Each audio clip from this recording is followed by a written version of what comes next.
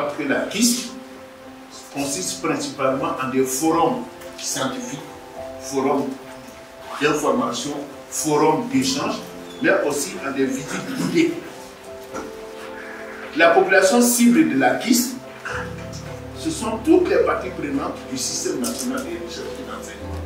J'ai nommé donc, il y a les autorités politiques et administratives qui sont à la décision, la prise de décision.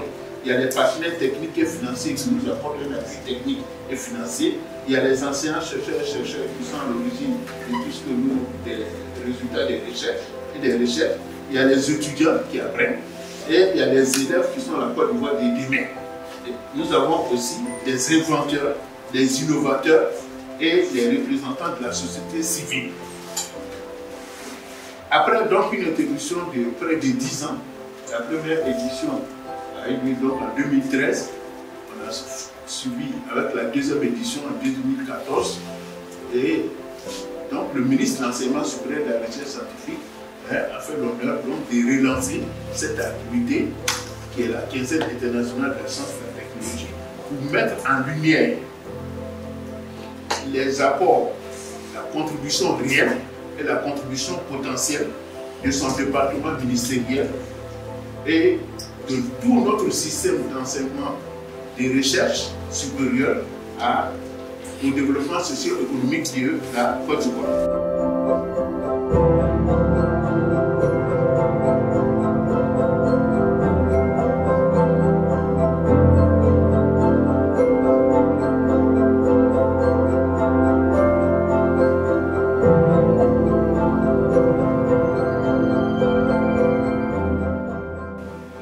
Au Centre suisse, nous mettons l'accent sur la qualité. Le label suisse rime avec qualité. Et donc notre démarche qualité s'articule autour de plusieurs axes. Les principaux que je présente ici, c'est la planification stratégique. Nous organisons des retraites annuelles où le personnel clé et les chercheurs se regroupent pour faire le bilan de l'année et se projeter sur l'année à suivre. Et puis nous veillons à ce que nos organes de gouvernance fonctionnent parfaitement. Démarche qualité, c'est aussi, on va dire, autour du processus d'accréditation bonne pratique des laboratoires.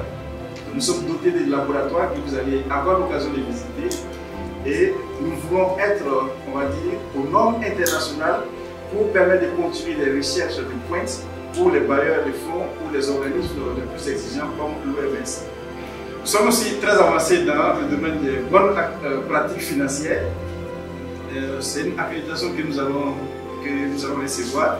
En faisant notre auto-évaluation, nous avons plus de 70% de conformité avec les exigences de cette norme qui sont très pointues.